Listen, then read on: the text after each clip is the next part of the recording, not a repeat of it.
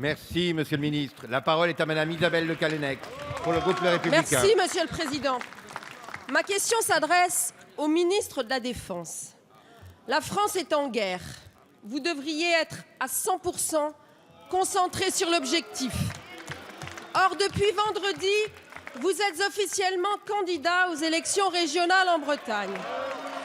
Vous êtes donc un ministre en campagne, une exception gouvernementale, un nouvel avatar de la République exemplaire de M. Hollande.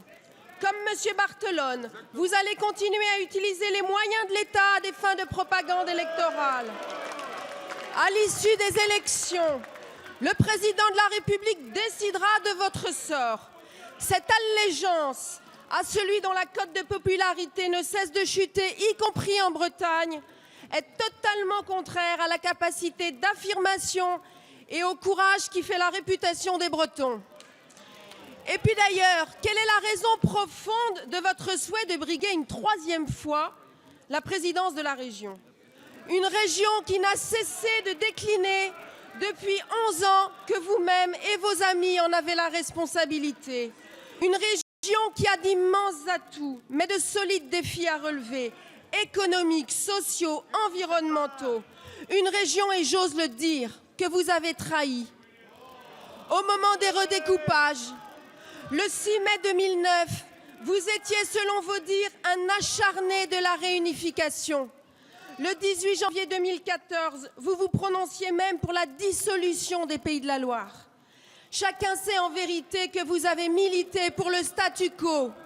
C'était une balle tirée dans le pied d'une région déjà affaiblie par les crises à répétition.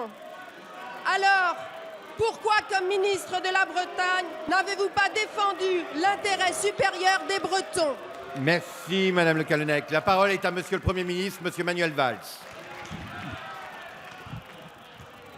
Monsieur le Président, Mesdames et Messieurs les députés, Madame la députée, s'il y a quelqu'un qui, dans cet hémicycle, confond le débat politique national et la campagne régionale en Bretagne, c'est bien vous.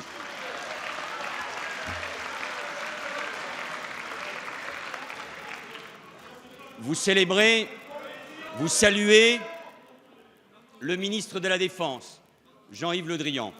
Et votre question est un aveu de faiblesse. Vous redoutez le candidat Jean-Yves Le Drian en Bretagne. Dans ces moments précisément, si on est honnête intellectuellement, chacun connaît et reconnaît les qualités de Jean-Yves Le Drian. Pas seulement les qualités humaines, mais d'abord les qualités comme ministre de la Défense. C'est un grand ministre de la Défense qui est à 100% engagé dans sa tâche, reconnu par les militaires d'abord, parce que c'est aussi grâce à son abnégation que des choix importants ont été faits par le chef de l'État en soutien à la défense nationale, confrontée aux opérations extérieures et aux dangers terroristes, qui a le soutien des industriels, parce que c'est aussi grâce à lui que la France, sur des dossiers qui ont souvent été abordés, a remporté des succès incontestables. Et je pense, et M. Olivier Dassault en sera d'accord, à la vente des Rafales que personne n'avait réussi à défendre. Et c'est un ministre apprécié des Français parce qu'il est un bouclier, parce qu'il est un homme d'État et parce qu'il place l'intérêt général au-dessus des querelles politiques dont vous êtes fait le chantre il y a un instant.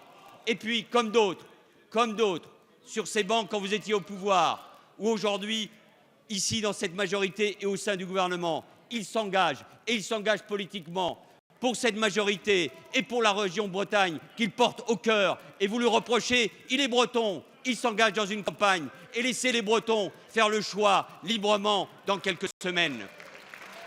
Enfin, il a déjà eu l'occasion de le dire, et nous l'avons dit avec le président de la République, il y a des règles qui s'appliquent, et chacun connaît les règles au soir de l'élection, des élections régionales au second tour. Et je ne doute pas des choix qui seront faits par Jean-Yves Le Drian. Mais les mêmes qui aujourd'hui disent qu'ils vont revenir sur le non-cumul des mandats, qui considèrent que le non-cumul des mandats a été une erreur, voudraient aujourd'hui nous donner de leçons, alors que ce non-cumul des mandats, nous l'appliquons, et nous l'appliquons dans des règles qui ont été établies et qui s'appliqueront en 2017, et que plus personne contrairement à ce que vous racontez et contrairement à ce que raconte Nicolas Sarkozy, que plus personne ne remettra en cause parce que c'est un approfondissement de la démocratie et parce que les Français le veulent.